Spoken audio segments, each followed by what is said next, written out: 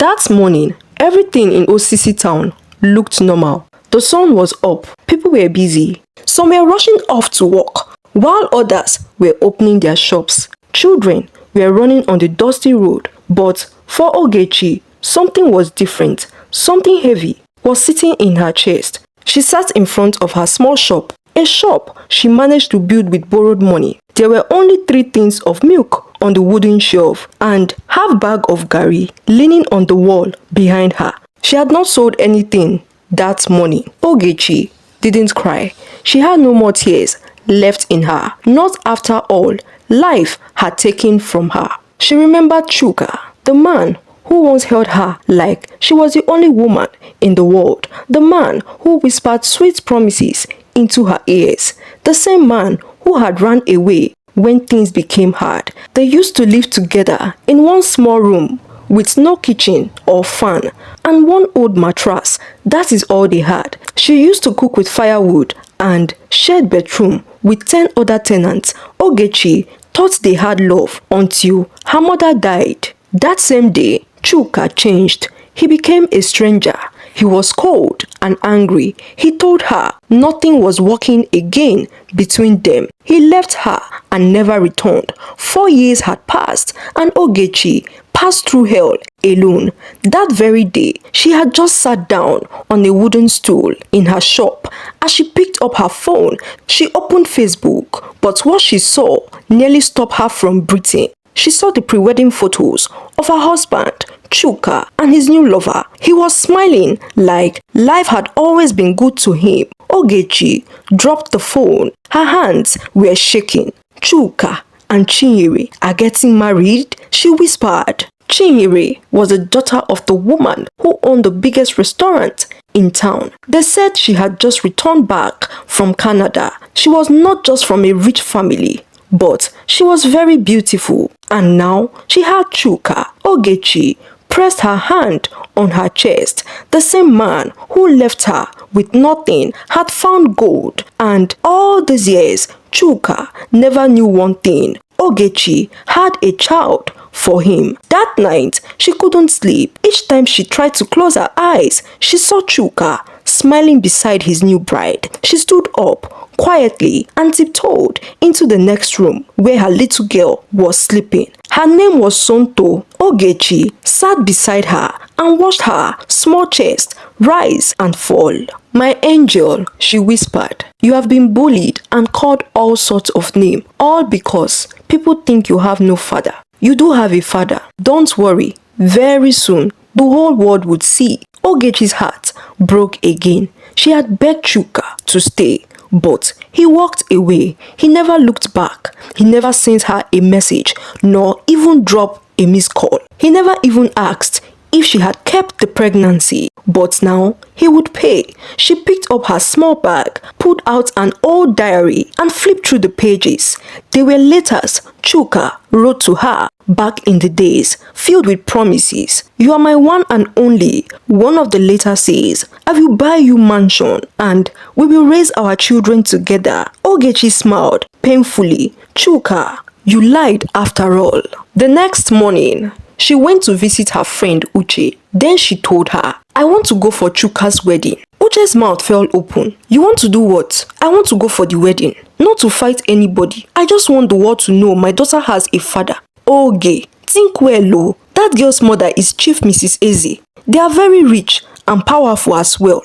Uche, let them be rich. I am not afraid of them. After all, I have nothing to lose. But you see Chuka, if he denies his child, it is his loss, not mine. Ogechi assured her friend. Chuka, on his end, was standing in front of a big mirror. He had gone for his final wedding fitting. After a few adjustments, he looked like royalty. Just then, his phone rang and it was his fiancée, Chinyere.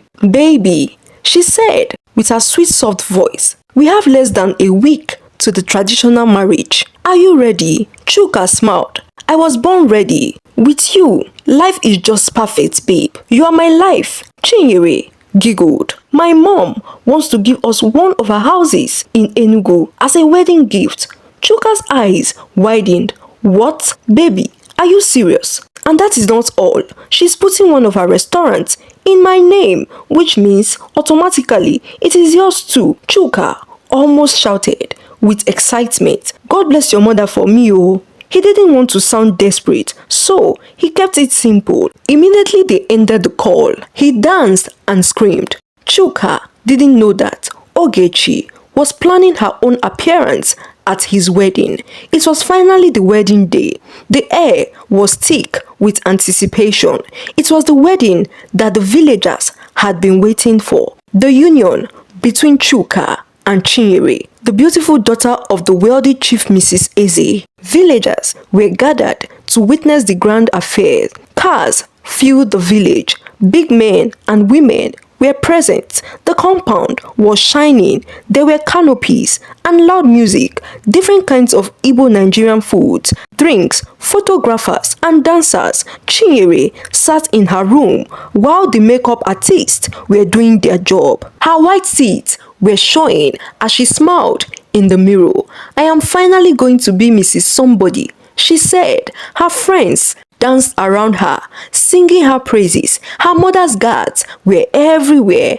Her mother, Chief Mrs. Eze, was standing with pride and directing caterers. Chuka was fully dressed in Igbo traditional attire. His dark shades sat like a crown on his nose. People hailed him as he stepped out. Odogu, correct son-in-law, fine bobo. Chuka smiled like a prince, but nobody knew what was coming. In the midst of the celebration, Ogechi and her daughter stood just outside the wedding ground. Their clothes were simple, yet dignified. Ogechi had tried to blend in, but it was impossible. All eyes were on her as whispers spread among the guests. The villagers had known her as the poor girl whose mother died as a result of madness. Here she was, standing and holding the hands of her little daughter. Ogechi was a threat to everything they had worked hard for. People like her should never be seen around the rich because she was seen as bad news.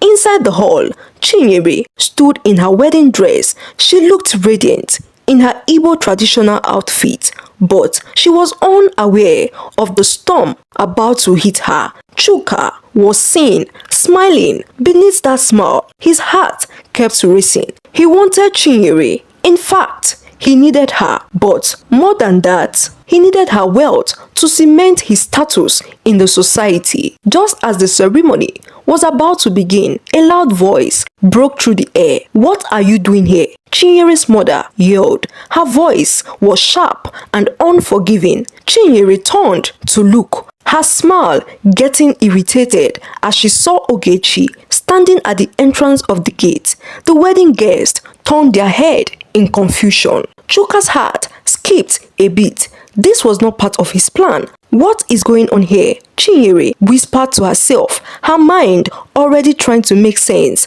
of the situation. However, Ogechi held her ground. Her voice was clear as she pointed at Chuka. "I came to see the man who promised me heaven on earth." The words cut through the air, and Chuka's face immediately turned red. He stepped forward, trying to put distance between himself and the growing tension. "Chinyere, don't listen to her. She's nothing but a mad woman and a liar. There's no truth in whatever she's saying," Chuka said, but his voice was filled with panic. "This woman is trying to destroy us. She's making up lies. I have nothing to do with her." Chinyere looked at Chuka, her eyes filled with confusion, then back at Ogechi. There was doubt in her gaze, doubt that Chuka had planted deep in her. "Is this true?" Chinyere asked, her voice soft and filled with disbelief. "Are you here to destroy my wedding?" Ogechi stood tall, her expression unwavering. "I am not here to destroy anything, ma. I am only here to make sure the truth is heard. Chuka is the father of my child, this very child I am holding here." Immediately, the room froze. Chuka quickly spoke up. His voice was louder now. "Babe, this woman is a liar. She's crazy. I don't know her. I have never seen her in my entire life until today. Please, baby, believe me. She's trying to ruin what we share. The crowd began to murmur, but Chinyere's gaze remained fixed on Ogechi. A part of her wanted to believe Ogechi, but another part, that side that wanted to become Mrs. Chuka, hardened her heart. Chinyere turned to her mother, who was standing beside her. Mother, I am confused. Chinyere's voice cracked, tears threatening to fall off her eyes. Her mother stepped forward, but her expression was hardened. This girl is just a mad girl. She's probably here to beg for food, but instead, she chose to cause a scene. Don't listen to her, my dear. She's running mental, just like her mother used to. Chuka is the best man for you. You hear me? Chinyere's face hardened as she looked back at Ogechi. She didn't look like a poor beggar, but instead, she was a threat to her new marriage. Without thinking twice, she turned to the guards and gestured for them to take her away. Take her away, Chinyere commanded, her voice filled with anger. The wedding guests gasped in shock as the guards approached Ogechi. They were about to force her out, but she stood still, her eyes locked onto Chinyere's. You can't make me disappear, Ogechi said weakly. Chuka, you can't erase the truth. You are the father of my child. The guards didn't hesitate. They grabbed Ogechi and her daughter by their clothes as they were being dragged away. Chuka approached Chinyere, his face full of relief. You see, she's just a poor mad girl. Thank goodness, we are safe now, Chuka said, his voice soothing, but beneath that calmness was fear. Babe, don't worry, I will protect you and ensure nothing like this happens again. I will always be here for you. You are my life, babe, and I love you so much. Chinyere didn't respond immediately. She stood there watching Ogechi struggle as she was taken away. Her heart raced one last time, but then she turned to face Chuka. By now, her expression was soft. I trust you, babe, Chinyere said. Then she reaffirmed her love for him as well. The wedding ceremony resumed from where it had stopped.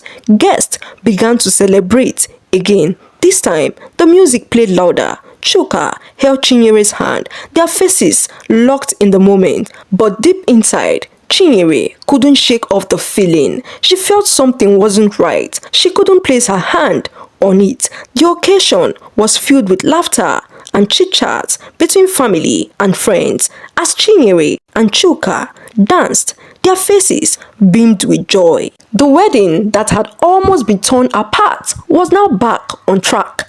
Chinyere was still feeling the sting from the earlier confrontation. She forced a smile as she leaned forward to kiss Chuka, but inside her, doubt stared at her. She kept replaying the words of Ogechi in her head, wondering if there was any atom of truth. However, Chuka's reassuring words had comforted her. Ogechi's accusations were deep and fresh. It lingered in her chest over the celebration. It wasn't just what Ogechi had said, but it was the way she had spoken, the look in her eyes, the confidence at which she had made her claims. Soon, the wedding ceremony was over.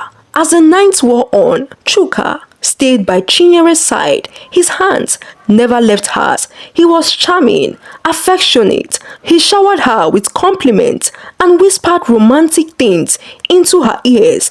Over the weeks, Chinyere's new life looked like everything any woman could ever wish for. She woke up in silk sheets beside a caring man who kissed her forehead every morning. Then he helped her to dress up before she went downstairs. Chuka stayed home more often, smiling and helping her test her new recipes in the kitchen. He called her pet names. Her Instagram was filled with pictures from their honeymoon in Paris, fancy dinner and matching outfits. Women in the comment section wished to have her kind of life. Her mother was proud of her. She would boast about her daughter in every opportunity she gets. When Chinyere returned from her honeymoon, her mother handed over her restaurant to her. My golden girl, Omalicha, Yori Yori Oyoyo, I am handing over the restaurant to you.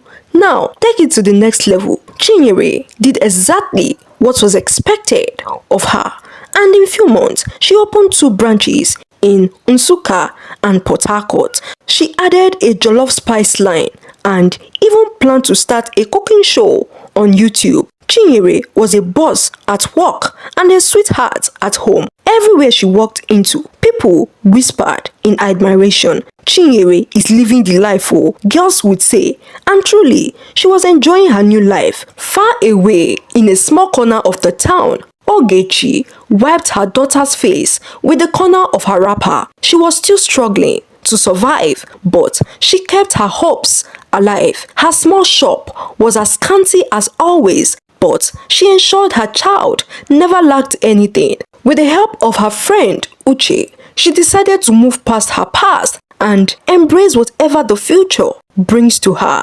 And she was taking life one day at a time. Although she had written one final letter to Chuka, but he never responded, so she decided to shut that door for good and move on. Meanwhile, life for Chuka was going perfectly until Chinyere came home one evening and met him in the sitting room holding a piece of paper. He didn't hear her come in. The paper had a name on it. It was from Ogechi. It was a written note. "You can pretend all you want, but the truth will always come out. If you still have little conscience in you, come and see your child. Our daughter deserves a father." Before Chinyere could open her mouth, he quickly folded the paper and burnt it with lighter. Chinyere stood there, her eyes shocked at what she had just witnessed. "What is that?" She walked in, looking curious. Chuka turned and smiled. "It is nothing important, my love. Just some irrelevant paper." She smiled and brushed it off. Life with Chuka was too sweet and she wasn't ready to start any unnecessary fights or argument. Her restaurant, on the other hand, kept growing and Chuka's business trips became frequent again. On his way home, he bought her gifts and she loved him even more. Chinyere felt fulfilled and blessed. Her business was thriving and her marriage was the most talked about. Her staff sang her praises and openly declared they wanted her kind of marriage where they are being spoiled and pampered heavily by their husbands. In fact, Chinyere had forgotten the drama that had happened on her wedding day because Chuka had swept her off her feet. Before their first year anniversary, things began to change for Chinyere and Chuka. It started with whispers on the phone, late night calls, half smiles, and constant hiding behind the fridge. Chinyere would be setting the table for dinner and Chuka's phone would ring. Instead of him to answer it in front of her, he would step out with fake smile on his face. "Hello, don't call me, I am home." Chuka would come back minutes later, acting normal and making excuses. "Baby, I need to rush off to the office. One of our suppliers messed things up again." At first, Chinyere believed him. Then it happened over and over again. Even though she was deeply in love with Chuka, she wasn't a fool. One morning, she noticed he had changed the password on his phone. That same week, he had returned from a trip and didn't bring anything for her, not even chewing gum. He claimed it skipped his mind.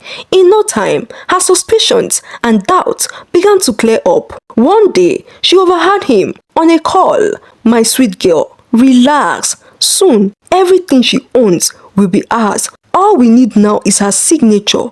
And honestly, I am working on it. Once she signed them, Omo babe, it is over between myself and her. It will just be the two of us." Chinyere's heart ached. She entered the kitchen, pretending not to hear him, but as she sliced onions, her fingers kept shaking. Funke was the name of the new woman in Chuka's life. She had a sharp tongue and her beauty could blind her haters. She was from Lagos and she knew exactly what she wanted. She had met Chuka at a hotel during one of his fake trips. In a few weeks, Chuka was already renting her an apartment and paying for her hair and nails. Funke wasn't a fool either. She wanted more. She had monitored Chuka and had seen his lifestyle was proudly sponsored by his wife. One night, as they both professed their love for each other, she began, I see that your wife is rich. Chuka nodded. He was distracted by her bare shoulder. Very rich, my sweet girl. She leaned closer. Why are we still hiding in corners like thieves? Do you want me or not? I do, baby, Chuka replied. Then show me already. Funke shared her evil plans with him and he loved it. After all, he never loved his wife, Chinyere. He was only married to her for her money and it was a simple thing to do. Chuka would convince his wife to sign off her property to him. After that, they would run away, leaving her with nothing to fall back on. It was risky, but Chuka had done worse to other women. One chilled evening, Chinyere was sat in her car. She had parked in front of her restaurant, prepared to drive home. Before she could kickstart her car, she saw Chuka, her husband, boarding a waiting Uber. Immediately the Uber zoomed off. Chinyere followed him. He had lied earlier in the day that he had an emergency meeting in Abuja, only for her to see him in town, boarding an Uber. She kept following him until the Uber drove to a hidden luxurious hotel in town. Chinyere was shocked and confused all at once. What shocked her the most was the way he walked into the hotel gate, as though he owned the building. Chinyere waited outside. She wanted to see the outcome of his movement, but she waited and waited. But Chuka was nowhere to be found. Her eyes became teary and her heart was shattered. She knew he had lodged in that hotel with another woman. She had been married for only 1 year. It was 1 year of lies and humiliation. That night, she drove home in silence. In the morning, when Chuka returned home, he lied to her. He told her that he couldn't return the previous day because he needed to see a former colleague since he was in Abuja. Chinyere had no energy to argue. She just nodded her head in agreement and told him, "Welcome home." A week later, Chuka came home with a bright smile and an envelope. "Baby, my lawyer gave me the best news of our lives today," he said as he kissed her cheeks. Barrister Ojoro said if we want to protect ourselves from any form of disaster, we should sign this insurance paper. It will help protect our assets, he said, trying to sound convincing. Chinyere raised her brows with mixed feelings. "Really? That is smart though." Chuka laughed. Then he said, "I knew you would be so happy. That was why I jumped on it. This is a lifetime opportunity. Just sign here." She took the paper, glanced at the legal jargons, and nodded. "I will read it well before signing tomorrow." Immediately, Chuka's laughter froze mid-air, but he quickly nodded. "Of course, baby. Take your time, sweetie." Deep in his heart, he was pained. In his mind, he had hatched a plan. He wanted to put sleeping pills in his wife's drink and then force her to sign the papers while she was vulnerable.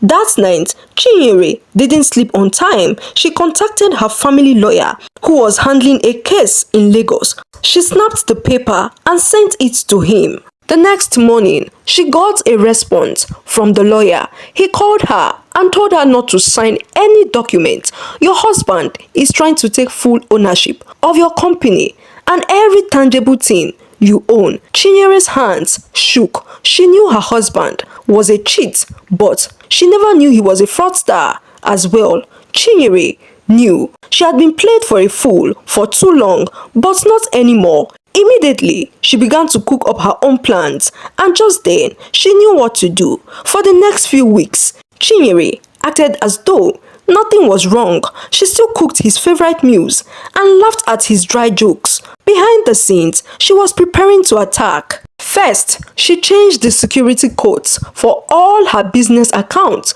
froze their joint accounts. Then, she hired a private investigator. And in 3 days, she had pictures. They were clear pictures of Chuka in bed with his new lover. Chinyere printed the photos one after the other and she put them in an envelope marked "For my beloved husband." Chinyere gave it a few days before she carried out her plans. On a Saturday morning, she had told Chuka she was traveling to Port Harcourt for a business expansion meeting. She kissed him goodbye and drove off, but by 8 p.m. that same day, when Chuka had fallen into her trap, she returned back. Quietly, she stepped into their bedroom. There he was in bed with Funke. Chuka was feeling all cozy and loved up. Immediately he saw his wife, his mouth froze. Chinyere. Funke as well looked shocked, but she managed to find her voice. Baby, who is she? My wife, Chuka exclaimed. Funke blinked. You still refer to her as your wife? I thought you said she was only your sponsor. On hearing those words, Chinyere dropped the envelope on the table. Then she turned to Chuka. Continue with what you were doing. When you are done, pack your things and leave my house tonight. Before I forget, you must not take anything in this house with you. Remember, I bought everything in this house with my hard-earned money, including your clothes. Chuka tried to speak up, but his voice was choked. Honey, please, let me explain. Chinyere raised her hand. Explain what exactly? All this while, you were cheating on me and lying to my face, or you wanted to scam me of my hard-earned money? Chuka knelt in front of his wife. Honey, it was the devil. I don't really know this girl like that. You are the only one I love. Chinyere laughed. Love me, ke? Hey, abeg, see, I am about to show you Pepe. Be ready for me. If you have been scamming other women and getting away with it, you met the wrong woman this time around. She clapped twice and immediately 2 bouncers entered the room, escort him out and strip him naked. Chinyere ordered. Funke quickly grabbed her handbag and tried to run off, but the men caught her. Both Chuka and his girlfriend Funke were thrown out of the house. In his defense and manipulation, he screamed, Chinyere, I will sue you. I am your husband, and you can't treat me like a commoner. Chinyere quickly stepped outside and shouted back, so the whole compound would hear her. Chuka, you were my biggest mistake. From today, I have nothing to do with you. If I ever see you close to my property again, I will make sure you sleep in the police station. Their amiable neighbors peeped from their various windows. Some brought out their phones and recorded everything.